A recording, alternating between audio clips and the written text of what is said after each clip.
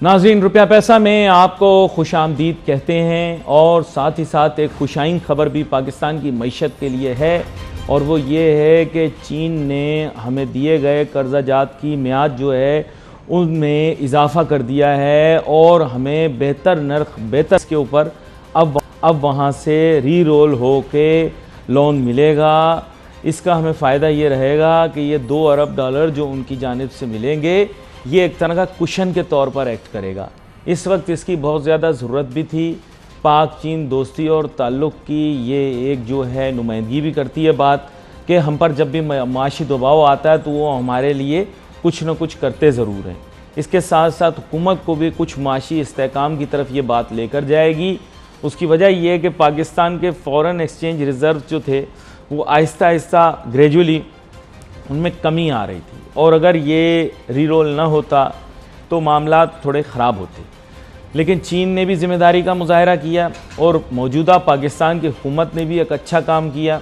उनके साथ नेगोशिएट करके डिस्कस करके पाकिस्तान की मईशत का मामला उनके सामने रख के इसको री रोल भी करवा लिया, रेट्स को भी बेहतर करवा लिया, और मुस्तकबिल में भी हम इस चीज़ को देख सकते हैं कि अगर हम इसी तरह फ़ैसले करें, अच्छे फ़ैसले करें, मालिक के साथ अच्छे ताल्लुकात रखें, बिगाड़ें किसी से भी ना, और इस बुनियाद के ऊपर माशी ताल्लुकात पैदा करके जितने ममालिक हैं दुनिया के उनसे तिजारती ताल्लुकात भी बेहतर करें, सिफारती ताल्लुकात भी बेहतर करें और माशी ताल्लुक़ यानी इकोनॉमिक टाइज़ क्रिएट करें तो हमारे मुल्क के लिए बहुत अच्छा रहेगा। इसी के साथ ही मैं आज के हमारे बहुत ही अहम मेहमान का तारुफ कराता चलूँ, जनाब सलमान असलम जो कि सदर हैं काटी के, उनको वेलकम करता हूँ शो में। Thank you Ali. इससे कबल के हम बजट के मुतल्लिक बात करें, आप ये पाकिस्तान और चीन के ताल्लुकात और उस बुनियाद के ऊपर चीन का हमारे कर्जा जात को री रोल करके बेहतर मराहत पर देने का जो फैसला है इसके मुतल्लिक बात। अली, ये एक बहुत अहम फैसला था जो इस वक्त पाकिस्तान को एक अच्छा इम्पैक्ट देता है कि क्योंकि चीन की हमारी दोस्ती और हमारी ट्रेड रिलेशनशिप एक बड़ा इम्पॉर्टेंट फैक्टर प्ले करती है हमारे फॉरेन रिजर्व्स के ऊपर जी, और जिसका प्रेशर जो रिलीज़ होना चाहिए वो हमारे जब ये री रोलिंग के बाद पैसों की इनवर्ड आती हैं, चीज़ें बेहतरी की तरफ जाती हैं, IMF की कंडीशंस को में भी जो फर्दर फ्लेक्सिबिलिटी नज़र आ रही है और उसकी ट्रांच के कमिटमेंट भी आ रहे हैं, और वो सबसे पहला फैक्टर जो हम समझते हैं कि वो कुछ मेजर्स इस बजट, क्योंकि बजट अभी पूरा बहुत सी आर्टिकल्स अभी क्लियर नहीं है, पूरा आया नहीं है। हम खुद बहुत सी प्रोडक्ट्स के ऊपर खुद वेट कर रहे हैं कि देखें कि डिटेल्स में कौन सी इंडस्ट्रीज़ के लिए क्या क्या हालात बनते हैं उसके। अच्छा, जो ये रुपी के ऊपर डिवैल्यूएशन का जो सबसे बड़ा चैलेंज है, क्योंकि जितने जल्दी फॉरेन रिजर्व्स हमारे अब एक सर्टेन लेवल से ऊपर आएंगे और रुपी रीवैल्यू करेगा तो that will have a direct impact on inflation. आज की तारीख में इंडस्ट्री को चलाना एक सबसे बड़ा चैलेंज है। बजट इसका मेन आप समझ लें रीढ़ की हड्डी है जो आने वाले साल को इंडस्ट्री की एक डायरेक्शन की तरफ लेके जाएगा।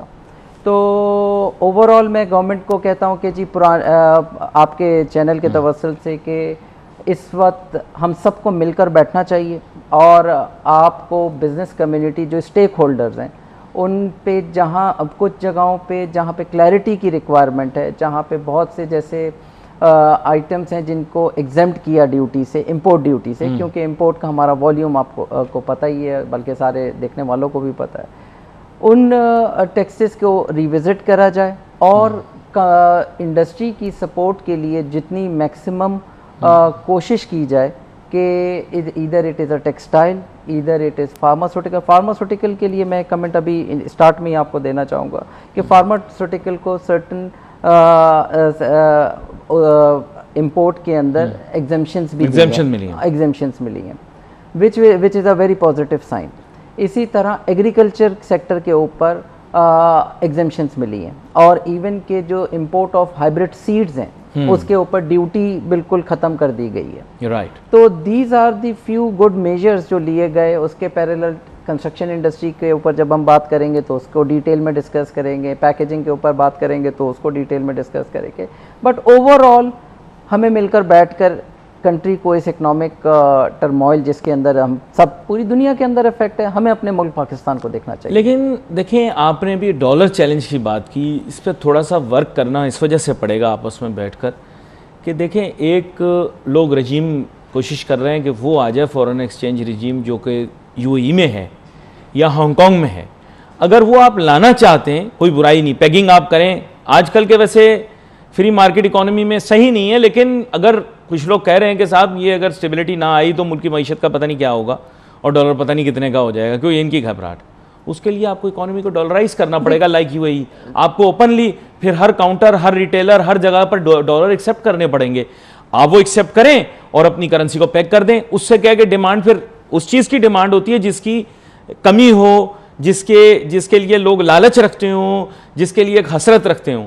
जब वो हसरत ही खत्म हो जाएगी, हर दुकानदार, हर रिटेलर, हर एक को इजाजत होगी कि वो डॉलर भी रिसीव कर ले, पाक रुपये भी रिसीव कर ले। नहीं, ये जो चाह रहे हैं, कह रहे हैं कि हांगकांग ले आए, ये आप कर लें हांगकांग। सर पॉपुलेशन साइज को और इकोनॉमी के साइज को कंपैरिजन तो करें। आप यूएई की पॉपुलेशन तो देखें, जो उधर के रेजिडेंट हैं वो 2-2.5 मिलियन की पॉपुलेशन है टोटल। बाकी तो एक्सपर्ट्स हैं ना, बाकी तो एक्सपर्ट्स हैं। हाँ। अच्छा, अब आप अगर ये बात करते हैं कि देखिए वी आर 220 मिलियन की पॉपुलेशन का एक पूरा country and we are one of the only nuclear power Muslim state. आप ये हम बात कर दी ना। अच्छा, अब पॉइंट क्या है कि हम जब तक इंडस्ट्री को लोकलाइजेशन, या तो हम तैयार होते पहले से कि हमारी अगर टेक्सटाइल के अंदर जो सर्टन प्रोडक्ट्स हैं जो इंपोर्ट होती हैं वो ऑलरेडी हमारे पास लोकल भी मैन्युफैक्चर हो रही हो सकती हैं। उसमें आप मेजर आप कॉटन के ऊपर ही देख लें, जो सबसे मेजर कंपोनेंट है, डिपेंडिंग ऑन द क्रॉप हर साल एक सर्टन क्वांटिटी इंपोर्ट करनी पड़ती है। Point of overall saying is कि हमें पहले अपनी इंडस्ट्री को लोकलाइजेशन पे जाना है। अगर लोकलाइजेशन पे जाना है तो तमाम उन, जैसे वियतनाम है गया लोकलाइजेशन पे ना। अच्छा, अगर तमाम उन कंट्रीज को हमने फॉलो करना है विच विल जनरेट, देखिए industrialisation is the source for employment. आदमी खुशहाल होगा, घर में सुखी होगा तो इन्फ्लेशन या घर के उसकी आमदनी इतनी है कि वो बेसिक फूड कमोडिटी को खरीद सके। आज ना वो धरना बैठेगा, फिर वो ना वो जलसे में जाएगा, ना चिंताई करेगा, क्योंकि उसके माइंड में रिलेटिव रिलैक्सेशन होगी।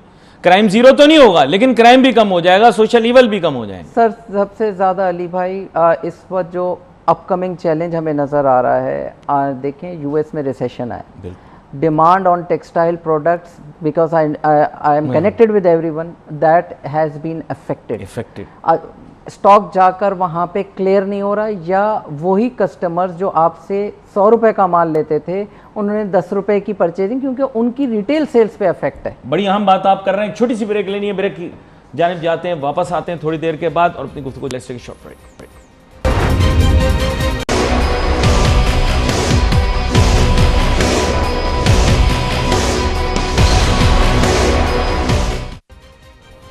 नाजरीन welcome back after the break. गुफ्तगू हमारी जारी थी।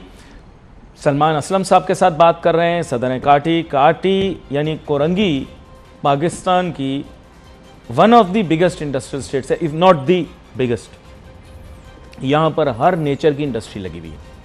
सलमान असलम साहब, अगर नब्ज़ पकड़नी हो पाकिस्तान की मईशत की तो वो फिर काटी के सदर से पूछा जाता है लोग क्या फील कर।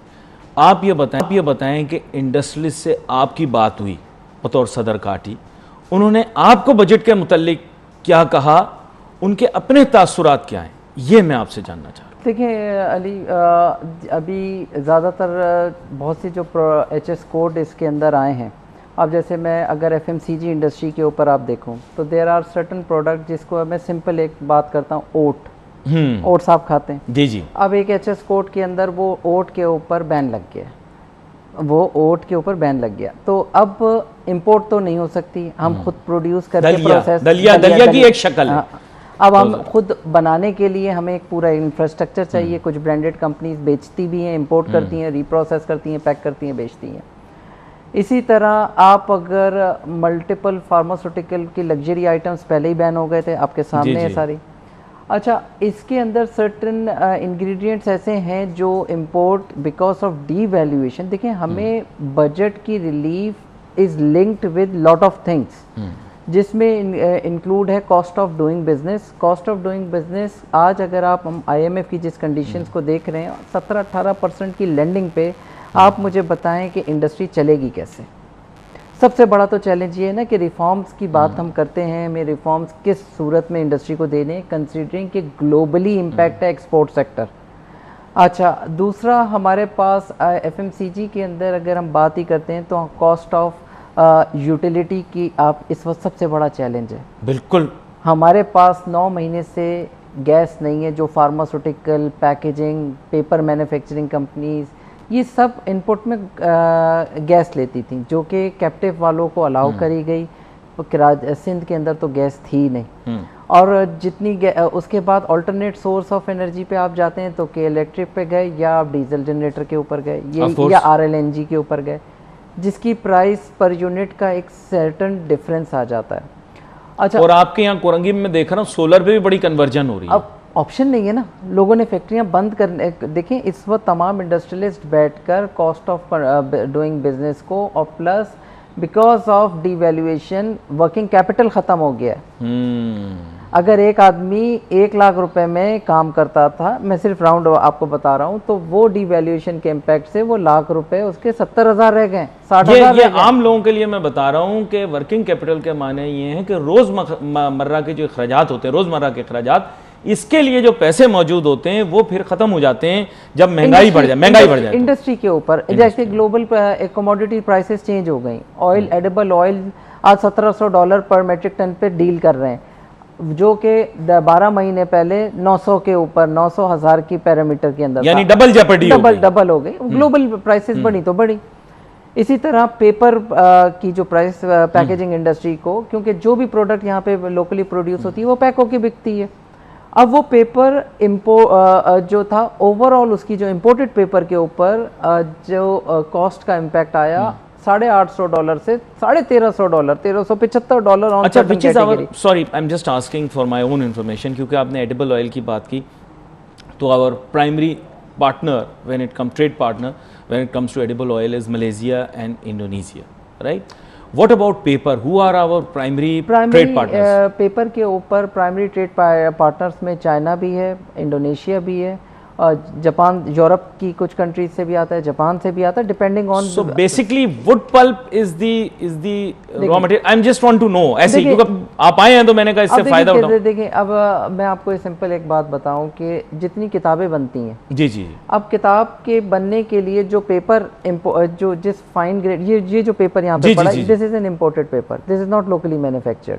अच्छा, लोकली मैन्युफैक्चर्ड जो मिल्स हैं वो इस क्वालिटी का पेपर बनाती ही नहीं है।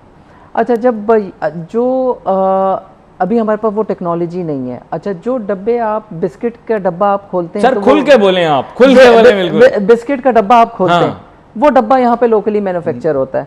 अच्छा, अब इम्पोर्टेड पेपर यानी पैकेजिंग के लिए वो डब्बा, अच्छा, जो फार्मास्यूटिकल डब्बे का मटेरियल इस्तेमाल करती है वो सारा इम्पोर्ट होता है, क्योंकि वो उसका ग्रेड डिफरेंस है।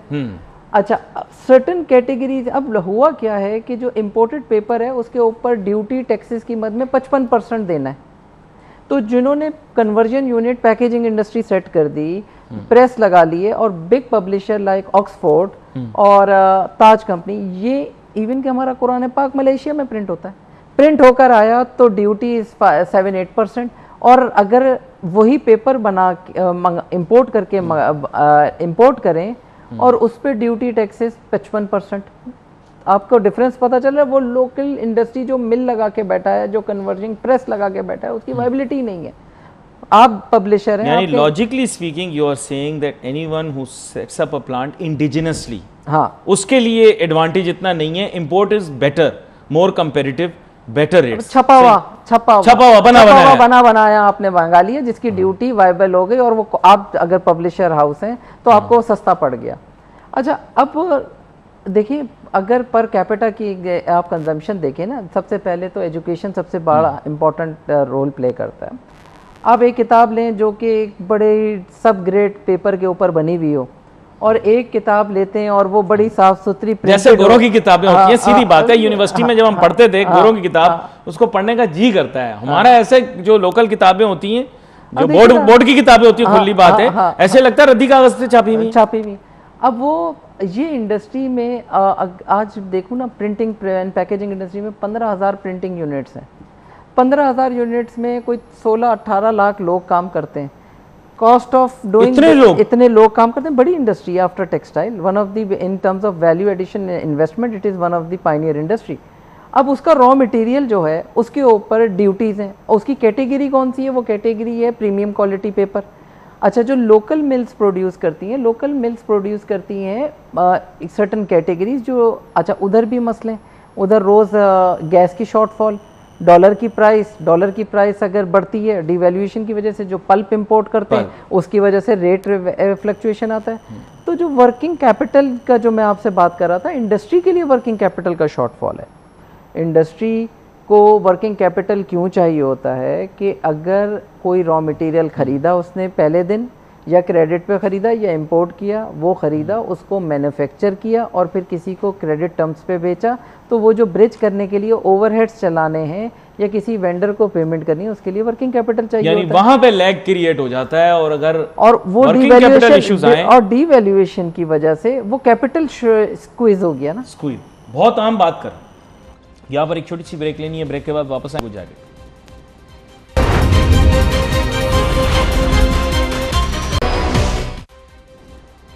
नाज़रीन वेलकम बैक आफ्टर ब्रेक। अब इसको कंक्लूड करते हैं। सलमान असलम साहब, मेन बात अब यही है कि बजट के मुतल्लिक आपने आरा बताई जो सनतकार और ताजिर महसूस कर रहे हैं। इसके बहुत सारे ऐसे मुहर्रिकात डिटेल्स हैं जो अभी तक क्लियर नहीं हुई, वो आपने चंद मिसालें हमको दे दी। दूसरी चीज़ आपने ये बताई कि अभी जो दूसरे इकोनॉमिक चैलेंजेस, उनकी वजह से वर्किंग कैपिटल श्रिंक हो रहा है, तो ओवरऑल बिजनेस साइकिल मुतासिर होगी।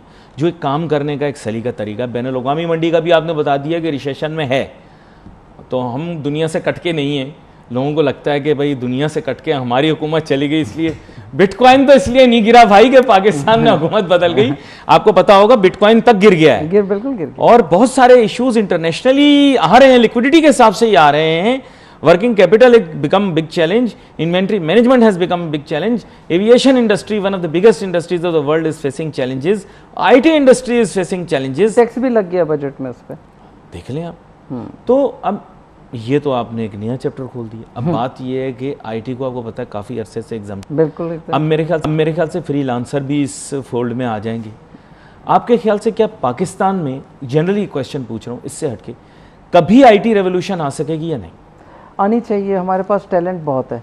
और सेकेंडली देखें जिस तरह के इंस्टीट्यूट्स हमारे पास इस वक्त हैं, और not less than international education, हमारे लोग as far as IT is concern, because मैं मल्टीपल इंस्टीट्यूट्स में भी गया हूँ और मैंने खुद भी एक कंपनी चलाई भी आईटी की, तो हमारे पास टैलेंट पूरा है। और इस टैलेंट की क्योंकि because of lack of infrastructure और वॉल्यूम की वजह से हम बहुत सी जगह पे एक कॉस्ट भी देते हैं कि एक cost in terms of losing the human capital. जो बहुत जीनियस होते हैं वो कहीं बाहर चले जाते हैं।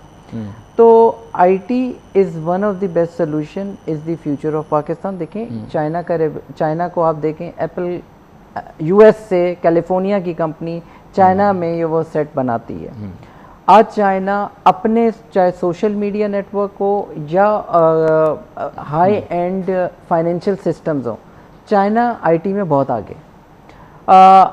अच्छा, आईटी क्या रोल करती है इंडस्ट्री के अंदर? एफिशिएंसी इंप्रूवमेंट के ऊपर बहुत मेजर रोल करती है। आज की तारीख में मशीन्स बिकॉज ऑफ जो एनर्जी कंजम्पशन है उसको सामने देखते हुए अगर देखें तो आज की जो जितनी मशीन्स हैं वो बड़ी cost effective in terms of energy effective output देती हैं, plus with high and technology which will stop your wastage and bring in more accuracy as per the international standards.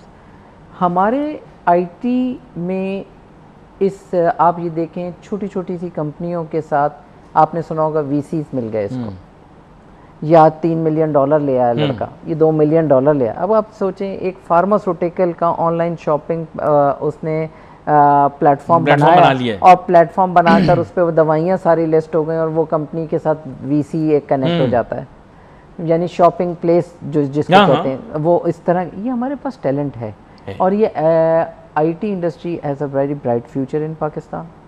बड़ी इंटरनेट, और इसमें हमारी जो फॉरेन मिशन है, foreign में जो हमारी काउंसलेट्स हैं, हमारे जो एम्बेसडर्स हैं, उनको role they have to play a major role because they have to promote our industries in those job. अच्छा, मैं बड़ी अजीब सी सजेशन दूंगा आज, क्योंकि मैं चाहता हूं कि अगर शहबाज शरीफ साहब या उनके दफ्तर में कोई भी देख रहा हो, या फॉरेन ऑफिस के अंदर बिलावल साहब या उनके सबऑर्डिनेट्स में कोई देख रहा हो, मैं महसूस करता हूं कि अमेरिका की तरह पाकिस्तान भी चंद बिजनेसमैनों को भी सिलेक्ट करे इंटरनेशनली डिप्लोमेटिक मिशन के लिए। बिल्कुल करना चाहिए। देखिए ना, वो लोग भी इस तरह करते हैं कभी कभार कि कोई लीडिंग ऐसा कोई बंदा हो तो उसको डिप्लोमेटिक रिस्पॉन्सिबिलिटी कभी कभी ऐसे दे देते हैं। ज़ाहिर बात है उसका पब्लिक ऑफिस होल्डर भी होना ज़रूरी है कुछ अरसे के लिए, वो ट्रेन किया जा सकता है, लेकिन economic diplomacy is the future.